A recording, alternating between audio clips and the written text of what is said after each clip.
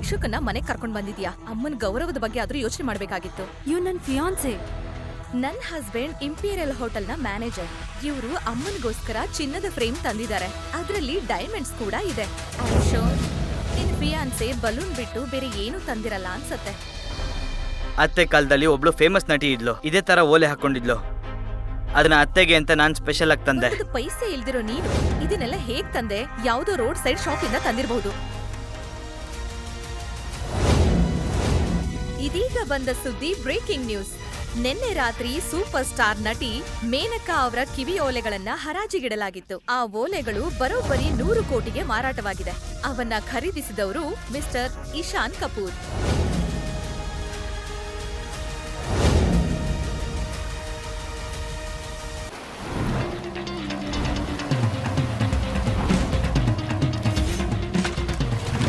ಅಸಾನಿ enterprises and industries ನಿಮ್ಮ ಎಲ್ಲಾ ಸಂಪತ್ತು, ಕೋಟ್ಯಾಂತರ ಮೌಲ್ಯದ ಆಸ್ತಿ ಮತ್ತು ಸಾವಿರಾರು ಜನರ ಭವಿಷ್ಯ ಎಲ್ಲವೂ ನಿಮ್ಮ ನಿರ್ಧಾರದ ಮೇಲೆ ನಿಂತಿದೆ. ಈ ವ್ಯವಹಾರಕ್ಕೆ ಯಾವುದೇ ಉತ್ತರಾಧಿಕಾರಿ ಇಲ್ಲ. ಈಗ ಮದುವೆಯಾಗುವ ಸಮಯ ಬಂದಿದೆ. ಕೇವಲ ಸಂಬಂಧವನ್ನು ಉಳಿಸಿಕೊಳ್ಳಲು ಮಾತ್ರವಲ್ಲ, ಈ ಹೆಸರು ಪರಂಪರೆಯನ್ನು ಜೀವಂತವಾಗಿರಿಸಲು ಮಾಡಲೇಬೇಕು. Good morning sir. Good morning. ನಾನು ಮೆಹ್ತಾ ಗ್ರೂಪ್ ಆಫ್ ಇಂಡಸ್ಟ್ರೀಸ್ ಮತ್ತೆ ಲಾವಣಿ ಎಂಟರ್ಪ್ರೈಸಸ್ ನ ಫೈಲ್ ತಂದಿದ್ದೀನಿ. ಅದೆಲ್ಲ ಹಾಗೆ ಇರಲಿ. ನನಗೊಂದು ಭಿಕ್ಷುಕನ ಕಾಸ್ಟ್ಯೂಮ್ ರೆಡಿ ಮಾಡ್ಕೊಡು. ಅದರ ಜೊತೆ 10 ಲಕ್ಷದ ಚೆಕ್ಕು ಸಹ. ಯಾಕೆ, ಏನಾಯ್ತು ಸರ್? ನನ್ನ ಪ್ರಶ್ನೆಗಳಿಗೆ ನಾನು ಸಮಯ ಬಂದಾಗ ಉತ್ತರ ಕೊಡ್ತೀನಿ. ಈಗ ನಾನು ಹೇಳಿದಷ್ಟು ಮಾತ್ರ ಮಾಡು. ಖಂಡಿತ ಸರ್.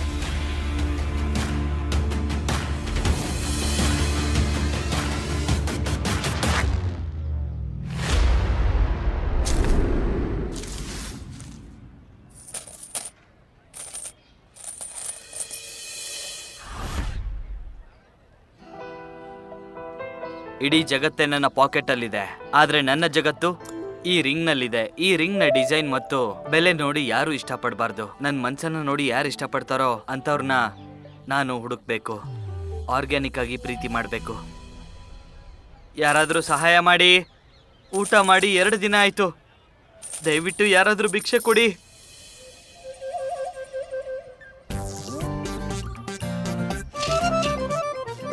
ಊಟ ಮಾಡಿ 2 ದಿನ ಆಯ್ತು. ನನ್ ಮಾತು ಕೇಳಿ ಹೊಟ್ಟೆ ಹಸಿವಾಗ್ತಿದೆ. ಇದು ಡಿಪಾರ್ಟ್ಮೆಂಟ್ ನ ನೇಹಾ ಅಲ್ವಾ? ಇವಳಿಗೆ ಎಷ್ಟು ಸಂಬಳ ಕೊಡ್ತೀನಿ, ಆದ್ರೆ ಇವಳ ಹಾರ್ಟ್ ನ ಸ್ಕೋರ್ ಮಾತ್ರ 0. ಮಿಂಟಿ ಮಿಂಟಿ ಬಾಯಿಲಿ ನೋಡು ನೋಡು ನೋಡು ನೋಡು.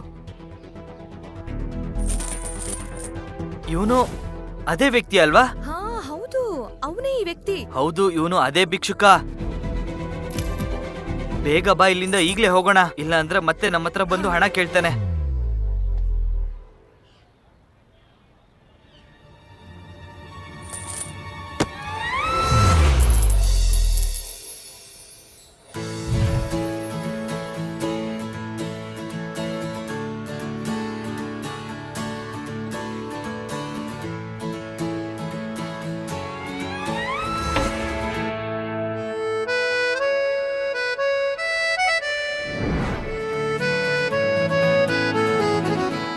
ನಿನ್ನ ಮುಖ, ನಿನ್ನ ಕಣ್ಣುಗಳು, ಅಬ್ಬಾ ದೇವ್ರು ಎಂತ ಸೌಂದರ್ಯ ಸೃಷ್ಟಿ ಮಾಡಿದಾನೆ. ಹಾ, ಎಕ್ಸ್ಕ್ಯೂಸ್ ಮೀ.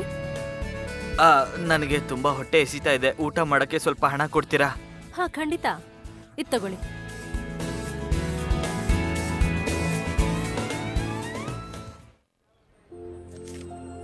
₹200? ಅಯ್ಯೋ ತಪ್ ನಂದೆ. ಈಗಿನ ಕಾಲದಲ್ಲಿ 200 ರೂಪಾಯಿಗೆ ಏನ್ ಬರುತ್ತೆ? ಒಂದ್ ನಿಮಿಷ ತಗೊಳ್ಳಿ ಅಷ್ಟೇ. ಇದಕ್ಕಿಂತ ಜಾಸ್ತಿ ಇಲ್ಲ. ಮಿಕ್ಕಿದ್ ನನ್ನ ಹಾಸ್ಟೆಲ್ ಫೀಸ್. ಬಾಯ್. ಕೇಳಿ. ಹೇಳಿ. ಇದು ನಿಮ್ಗಾಗಿ. ಇದೇನು? ನಿನ್ನ ಒಳ್ಳೆಯ ಕೆಲ್ಸದ ಫಲ. ವೇಷ ಹಾಕೊಂಡ್ ನಾಟಕ ಮಾಡ್ತಿದ್ದೀರಾ? ನಿಮ್ ಹತ್ರ ಇಷ್ಟೊಂದು ಹಣ ಎಲ್ಲಿಂದ ಬಂತು? ಇಲ್ಲ ಇಲ್ಲ, ನೀವು ನನ್ನನ್ನ ತಪ್ಪಾಗಿ ಅರ್ಥ ಮಾಡ್ಕೊಂಡಿದ್ದೀರಾ. ಯಾರೋ ಇದನ್ನ ಈ ಡಬ್ಬಿಲ್ ಹಾಕಿ ಹೋದ್ರು. ಇದಕ್ಕೂ ನನಗೂ ಯಾವ ಸಂಬಂಧನೂ ಇಲ್ಲ. ಓ, ಹಾಗಾದ್ರೆ ಯಾರೋ ನಿಮ್ ಜೊತೆ ತುಂಬಾ ದೊಡ್ಡ ತಮಾಷೆ ಮಾಡಿದ್ದಾರೆ. ನನಗೆ ಬ್ಯಾಂಕ್ ಬಗ್ಗೆ ಗೊತ್ತು. ಇಲ್ಲಿಂದ ದುಡ್ಡು ತೆಗೆಯೋದಕ್ಕೆ CEO ಸಿಗ್ನೇಚರ್ಸ್ ಬೇಕಾಗುತ್ತೆ.